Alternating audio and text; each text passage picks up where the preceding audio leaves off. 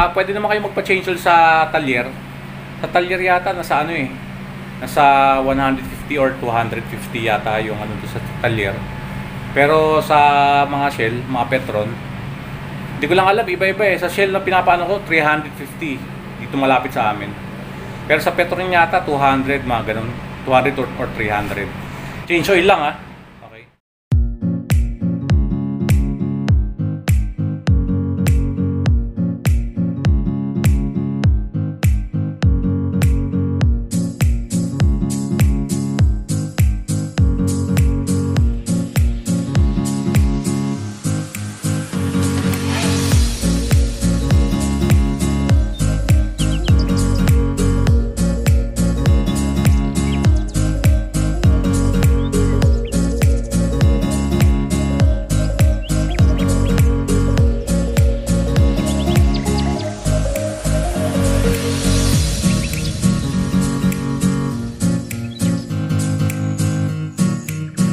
So hindi kaya na itong jack yung ano yung hatchback ko.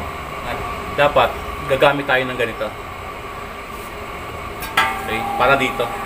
Para mas madaling ano pasukin yung ilalim ng sasakyan. Ito nilalagay yan dito. Hindi kaya na ito. What? Dapat, di ko lang alam kung merong 5 eh. 5 ton. Ayan o. Kasi dalawa lang to eh, 2. So ganyan lang siya kaliit. Para magaang lang kasi sa kotse pag dinadala. So kailangan ko talaga bumili ng bagong ganito na medyo 5 ton. Ewan ko lang kung merong ganun para kayanin tong kotse ko. So kaya hindi ko siya masyadong maiangat yung kotse. So nahihirapan to.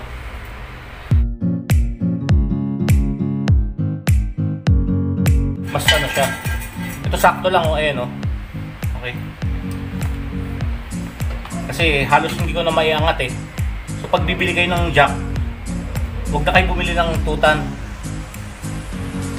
2 tons ba tawag dito? Pangit pakinggan eh, 2 ton. Kaya ma-advise ko sa inyo, pag may hatchback, kahit hatchback yung kotse nyo, bumili kayo ng ano, 5 tons na jack. 5 ton o 5 tons. Kayo bumili ng 2 ton. So magkabilaan yan. Nakikita nyo? Ayun yung isa. Ayun. So, magtatanggal na tayo ng gulong. Okay. Useless. Hindi ko nagamit to. Kasi nga, hindi kaya ng jack ko.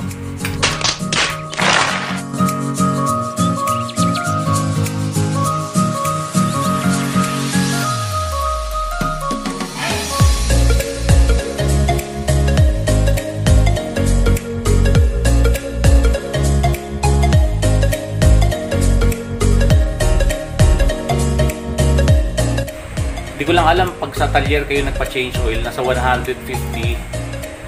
Okay.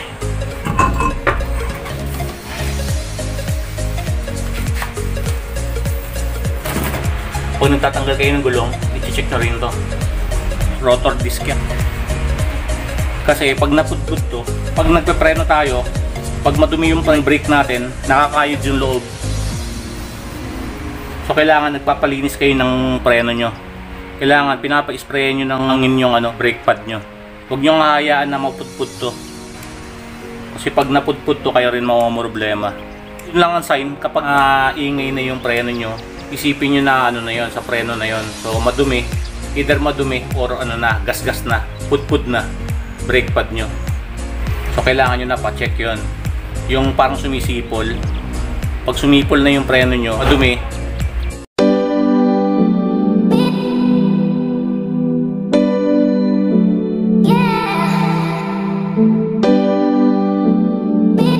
hindi nyo nagagamit yung kotse, siguro i-start nyo kahit ng 5 minutes lang.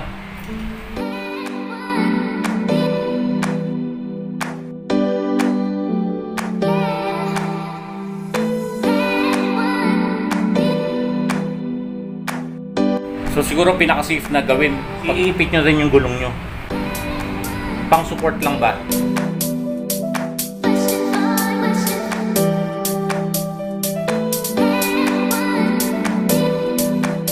So ito nga pala yung ginamit kong brake pad. Yung Kia, Korea. So iisa lang yung sukat ng Kia sa Accent, na sabihin nyo lang yung model.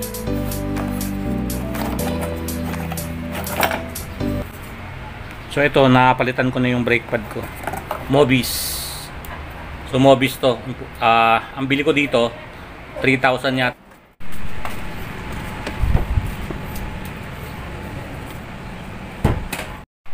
Ayan, naka-prepare na yung ano natin, timba natin. Planggana pala to. Planggana ba to? So, ito yung pang, ano natin ng langis pang sala natin. Dumi.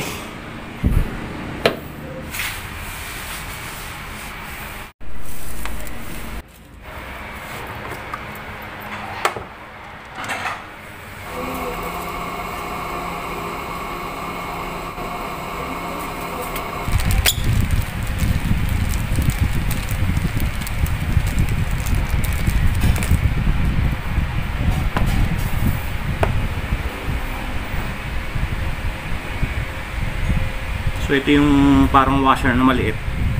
Pag bibili kayo ng oil filter, bantayan nyo yung nag-change oil sa inyo.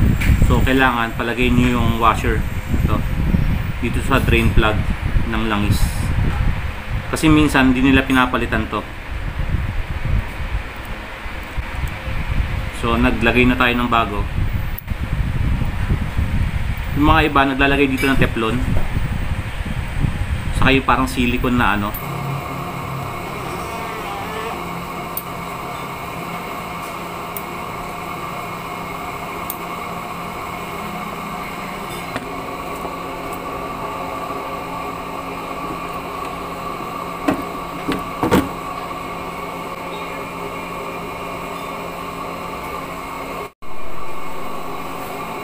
So kailangan din natin linisin yung ano, yung lagayan ng fuel filter natin.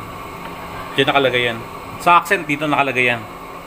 Ayaw ko lang sa ibang lalagyan. Ayaw ko lang ibang kotse. Kailangan natin linisin yan.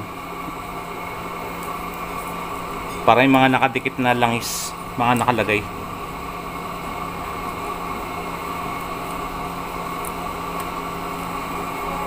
Daming langis oh.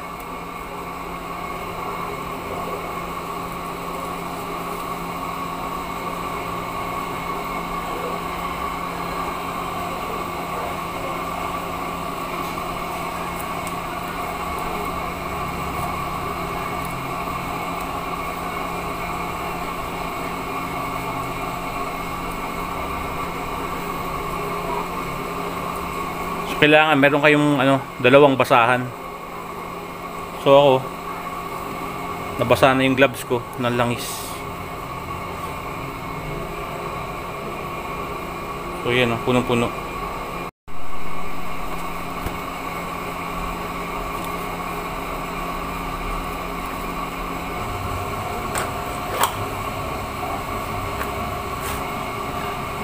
Dito yan. Dito lalagay yan, tatanggalin yan. Tatanggalin natin yan. Okay, tatanggalin natin.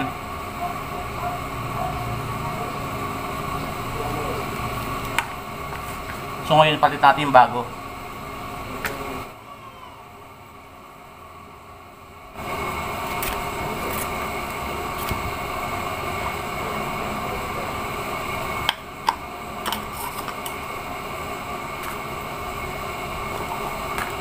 So ito yung pangalawa. Tatanggalin natin to. Palit natin tong bago. Dun sa box ng ano, dun sa box ng oil filter, may kasama ng ganito.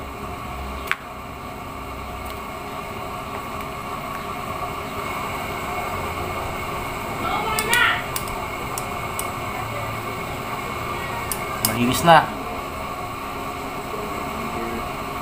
Tara, kabit na natin tong oil filter. Let's do this.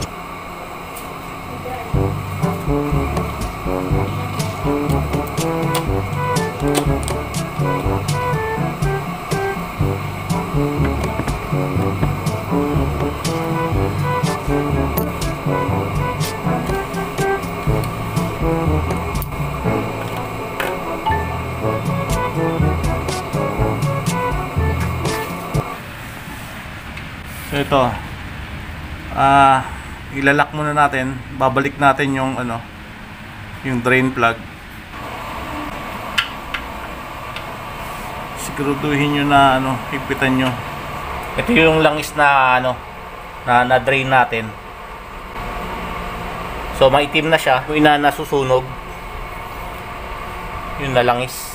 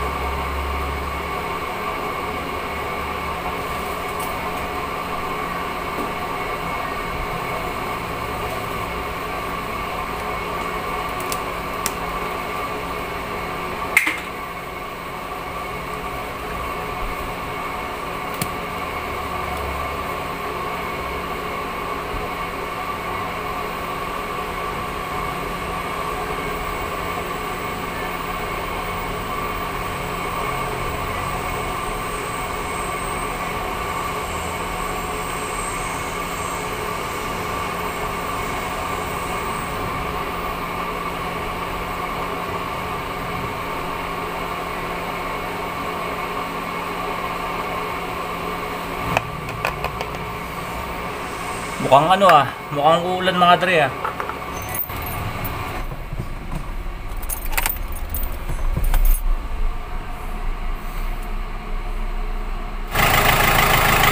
So pagka-start natin, kailangan natin i-check yung ilalim. Baka may tumutulo. O nakalimutan natin ilagay yung drain plug, sira yung makina nyo. Ang 5 to 10 minutes ulit.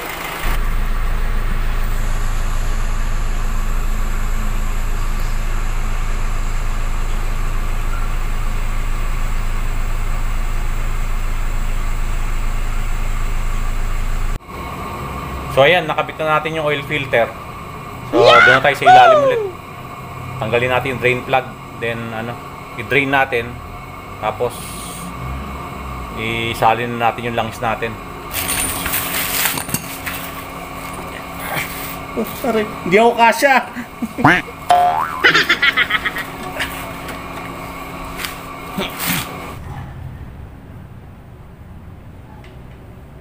Dre, pakiabot nga yung yung screw.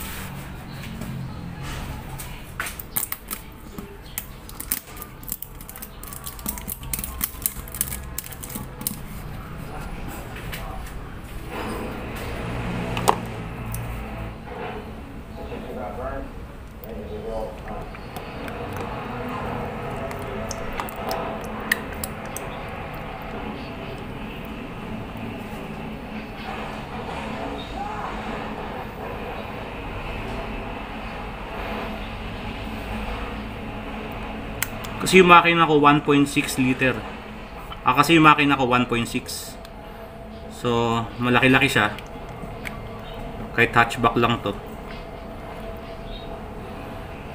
So dapat 5 liters yung ano, yung langis, kasi nga malaki yung makina.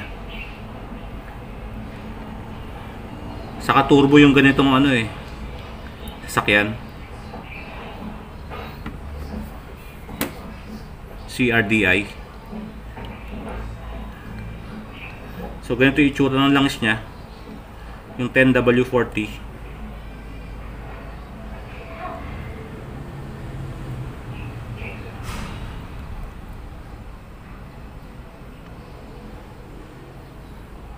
So 6 liters to lahat. May sukatan naman sa gilid, papakita ko sa inyo.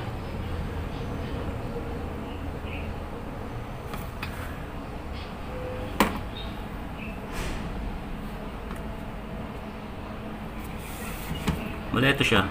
Ito yung sukatan. Ito yung sukat.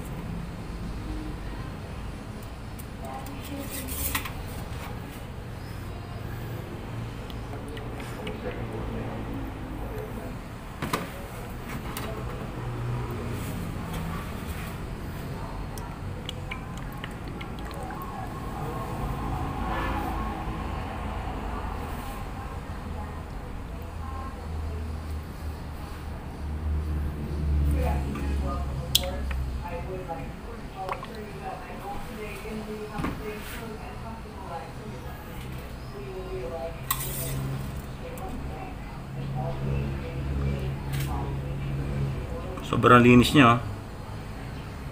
Pag nag-flashing kayo ng ano, ng makina, pag gumamit kayo ng pag nag-engine flash kayo ng makina, ayan, ganyan kalinis.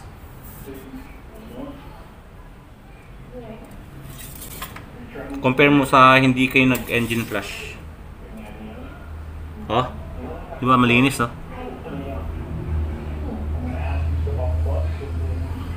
So tamang-tama lang siya, sakto sa F full. So okay na siya.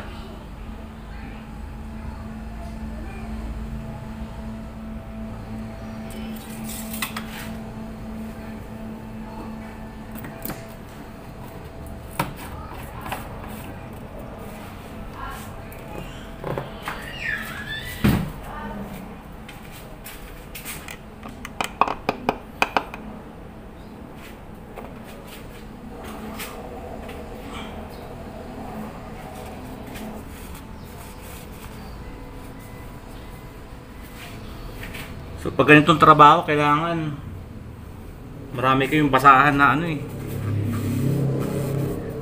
na nasa tabi nyo eh.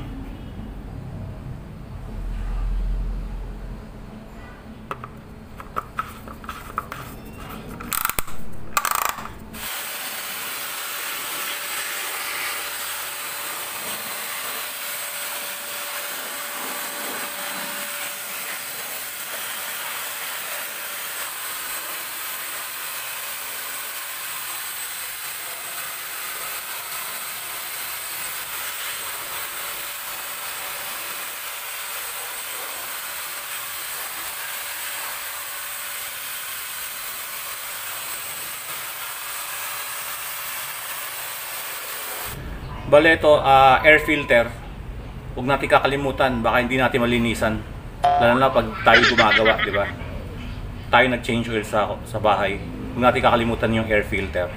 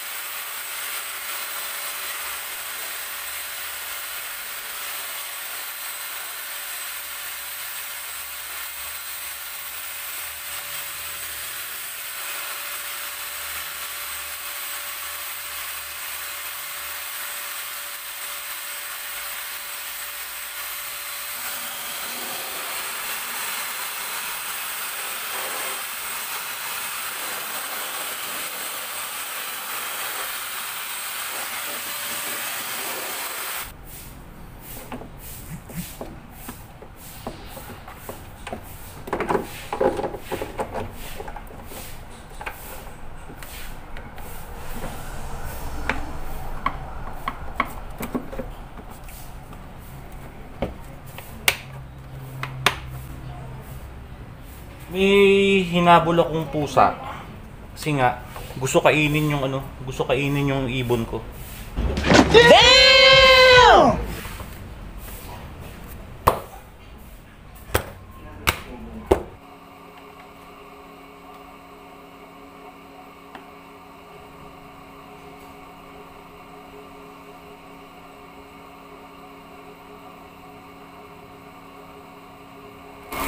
So tara, start na natin. Sana umandar.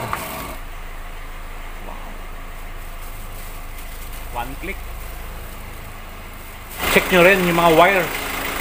Kasi minsan binabahayan ng daga or pusa. So buti na lang may panghangin ako dito. Ako ang daming balahibo ng pusa. Minsan, dalaw-dalawin natin yung makina natin. Ang daming naninirahan na daga. So kailangan i-start din natin, painitin natin yung makina. Para siguro pag nainitan sila, lalabas na yun ng makina niya, di ba? Paano masabi? Kasi isang araw, may pusa dito, inabol ko, biglang nawala. So doon pala sa loob ng makina ko, kaya pala ang daming balahibo dito ng ano. Kasi gusto kainin yung ibon ko. Damn! Oh, di ba? Papayag ba tayo nun? Di ba? Hindi, ibon natin, ayan yung ibon, oh.